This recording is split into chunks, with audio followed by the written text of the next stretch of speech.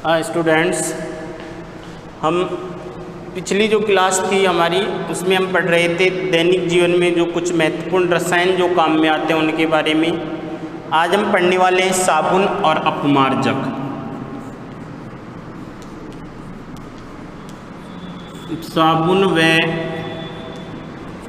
अपमार्जक, soap and detergent. तो जो soap and detergent, तो यहाँ पर अगर डिटर्जेंट जो वर्ड है ये कौन सा वर्ड है? लैटिन भाषा का शब्द है। कौन सी भाषा का? लैटिन भाषा का शब्द है। और लैटिन भाषा का शब्द, इसका मतलब क्या होता है? साफ करने वाला पदार्थ, साफ या स्वच्छ करने वाला, साफ करने वाला पदार्थ, ये क्या कहलाएगा? डिटर्जेंट कहलाता है। और सबसे पहले जो निर्माण किया है वो किया है साबुन का। तो सबसे पहला जो डिटर्जेंट वो क्या है? साबुन है। तो साबुन की अगर अपन बात करते हैं, साबुन जो यहाँ पर साबुन क्या है? पहली बात तो साबुन जो है वो क्या होते हैं? उच्च वसीय अम्ल जो हैं उनके सोडियम या पोटेशियम लवण होते हैं। ये उच्च वसीय अम्लों के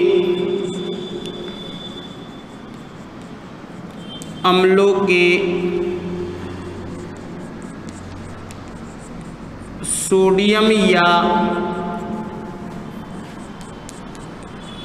पोटेशियम लवण होते हैं। तो साबुन क्या है? उच्च वसीय अम्लों के सोडियम और पोटेशियम लवण होते हैं। तो ये इंपॉर्टेंट है कि जो साबुन जो होते हैं वो किसके द्वारा बनाए जाते हैं? उच्च वसीय अम्ल जो है, जैसे स्टेरिक अम्ल हो सकता है, स्टेरिक अम्ल, पामेटिक अम्ल हो सकता है, पामेटिक अम्ल। तो स्टेरिक अम्ल हो सकता है। उसके बाद में साबुन जो है वो क्या हो सकता है? पामेटिक अम्ल हो सकता है, ऑलिक अम्ल हो सकता है।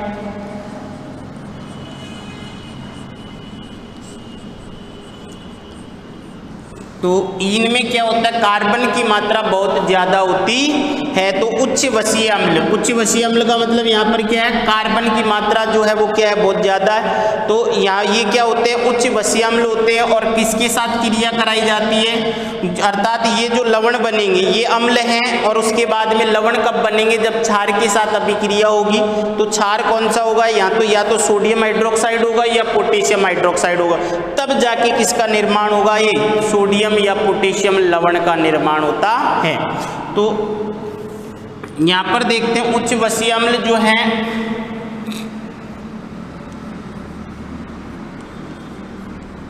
ये जो है यहां पर उच्च वसीय अम्लों में यहां पर क्या होगा? जैसे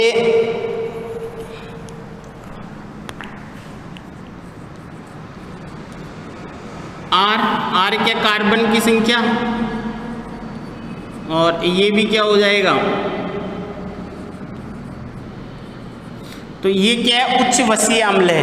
क्या है ये? उच्च वसीय अम्ल, जिसमें अब यहाँ पर जो क्रिया कराई जाएगी इसका जलीय विलयन होगा। जैसे मान लो NaOH हो सकता है, KOH हो सकता है। यहाँ पर इसके कितने अणु काम में लिए जाएंगे? 3 अणु काम में लिए जाएंगे। अब जो क्रिया होगी वो क्रिया यहाँ पर क्या है? NaOH, और इस NaOH को अगर मैं तोड़ूंगा तो यहाँ पर क्या टूटेगा? OH plus Na। क्या होगा यहाँ पर? यहाँ पर अगर अपन इसको लिख सकते हैं ऐसे, जो ये OH और Na है, NaOH है, तो ये भी क्या हो जाएगा? OH और Na, और ये भी क्या हो जाएगा? OH और Na। तो ये इस तरीके से यहाँ से ब्रेक होता हुआ, तो यहाँ पर ये क्या बनेगा? देखो, तो CH2 CH और CH2, इनके साथ तो कौन जुड़ रहा है? OH OH और OH। इसके हो गया।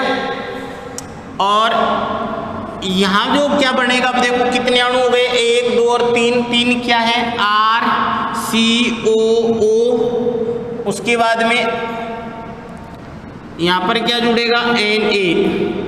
तो कितने अणु हैं ये क्या है साबुन, और ये क्या है ग्लिसरॉल, ये क्या है ग्लिसरॉल है। और जो अर्थात ग्लिसरॉल जो है यहाँ पर किस रूप में निकलेगा, यहाँ पर जो है ये NaOH,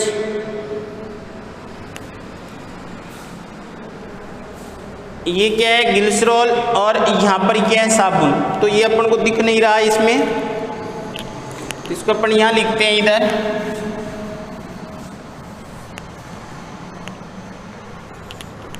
इधर लिख देता हूँ इसको मैं। तो ये दोनों क्रिया करते हैं, और क्रिया करके जो उप उत्पाद के रूप में वो तो क्या निकलेगा CH2 CH और CH2। यहाँ पर क्या जुड़ रहा है OH OH और OH। ये तो क्या हो गया कौन सा रोल ग्लिसरॉल। और यहाँ पर उप उत्पाद के रूप में उत्पाद के रूप में कौन निकलेगा, यहाँ पर 3 अणु क्या निकलेंगे RCOO और Na। तो ये जो है ये तो क्या है साबुन, कौन साबुन है साबुन, और ये क्या है ग्लिसरॉल। तो यहाँ पर जब अपन किसकी अभिक्रिया करवाई जाती है, तो उच्च वसीय अम्लों की जब क्रिया करवाई जाती है तो हमको क्या प्राप्त होता है साबुन प्राप्त होता है। और इसी क्रिया को क्या कहा जाता है साबुनीकरण। क्या कहा जाता है साबुनीकरण कहा जाता है। अर्थात साबुन निर्माण की जो प्रक्रिया है वही क्या कहलाएगी साबुनीकरण कहलाएगी। अब अपन को जो साबुन प्राप्त हुआ ये साबुन कैसा है अशुद्ध साबुन है। कैसा है अशुद्ध साबुन है। तो इसमें क्या मिलाया जाता है सोडियम क्लोराइड मिलाया जाता है, और सोडियम क्लोराइड मिलाकर इसको क्या किया जाता है अलग किया जाता है। तो इसमें क्या मिलाया जाएगा, अब यहाँ पर ये जो साबुन प्राप्त हुआ है इस साबुन में सोडियम क्लोराइड मिलाकर इसको क्या किया जाता है अलग किया जाता है। तो इसमें सोडियम क्लोराइड मिलाकर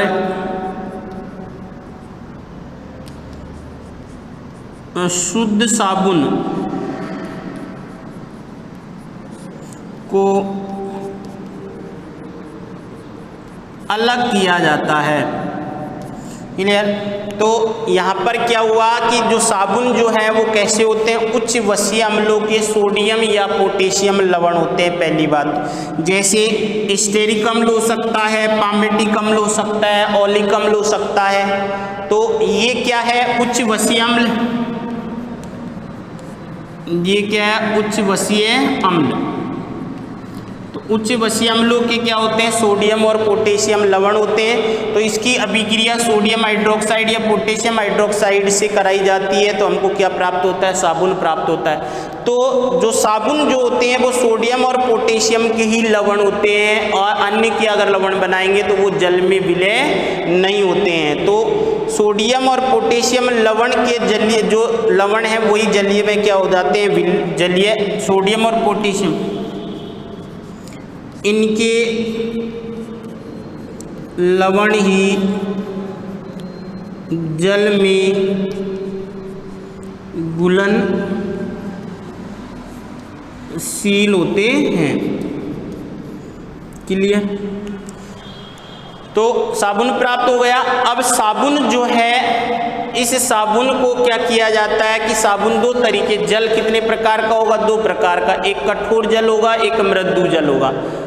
कठोर जल जो होगा उसमें किसकी अशुद्धियाँ कैल्शियम और मैग्नीशियम की अशुद्धियाँ पाई जाएगी, जबकि मृदु जल में अशुद्धियाँ नहीं होंगी। तो साबुन जो है मृदु जल के साथ तो क्या कर लेता है आसानी से क्रिया करके अच्छे झाग देता है, परंतु साबुन जो है वो कठोर जल के साथ क्रिया नहीं करता, अर्थात कठोर जल में झाग नहीं देता है। इसलिए क्या किया जाता है साबुन को इसके साथ प्रयोग नहीं किया जा सकता कठोर जल के साथ, क्योंकि एक अघुलनशील पदार्थ का क्या कर लेता है निर्माण कर लेता।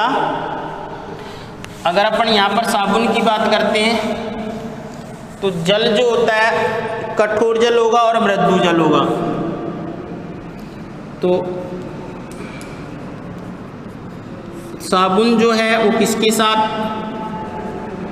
मृदु जल, और दूसरा कठोर जल। कठोर जल में क्या होगा, कैल्शियम व मैग्नीशियम की अशुद्धियां होती हैं। तो इसमें क्या होगा, कठोर जल जो होता है उसमें कैल्शियम और मैग्नीशियम जो है वो पाए जाते हैं। तो यहाँ पर ये कैल्शियम और मैग्नीशियम आयन उपस्थित होते हैं।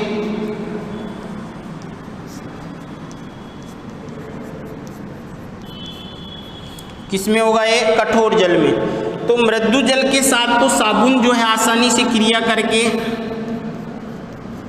साबुन आसानी से क्रिया करके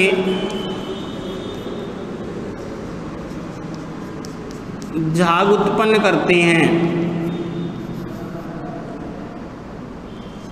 क्या करते हैं, झाग उत्पन्न करते हैं। अगर कठोर जल की बात करते हैं तो कठोर जल में अब साबुन जो है ये कैल्शियम और मैग्नीशियम आयन क्या करते हैं, साबुन के सोडियम लवण, साबुन उच्च वसीय अम्लों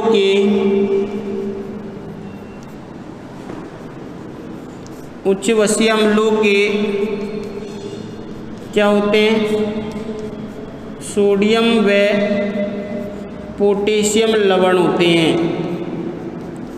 तो ये क्या काम करेगा, यहाँ पर ये कैल्शियम और मैग्नीशियम जो है साबुन में से सोडियम और पोटेशियम को क्या कर देंगे, विस्थापित कर देंगे। और विस्थापित करने के बाद में एक अघुलनशील पदार्थ का क्या करते हैं, निर्माण करता है। कैल्शियम और मैग्नीशियम के क्या बन जाते हैं, लवण बन जाते हैं। तो ये दोनों क्या कर देते हैं, यहाँ से इसको विस्थापित कर देते हैं। तो विस्थापित करने के बाद में कठोर जल में उपस्थित कैल्शियम व मैग्नीशियम साबुन में से सोडियम व पोटेशियम को क्या कर देते हैं,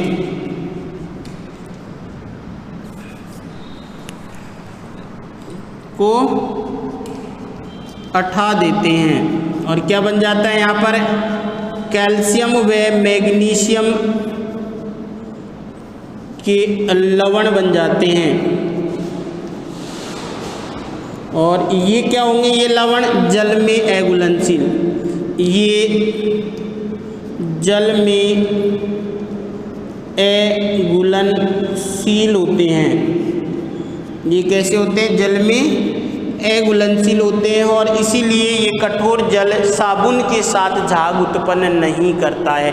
इसलिए कठोर जल के साथ साबुन का प्रयोग नहीं किया जाता है। उसके लिए किसका प्रयोग करेंगे, जो अपमार्जक जो है उसका प्रयोग करेंगे। क्लियर। तो ये है अपना साबुन। तो साबुन में 2-3 पॉइंट मुख्य हैं। एक तो साबुन जो है वो कैसे होते हैं, उच्च वसीय अम्लों के सोडियम और पोटेशियम लवण होते हैं, पहली बात।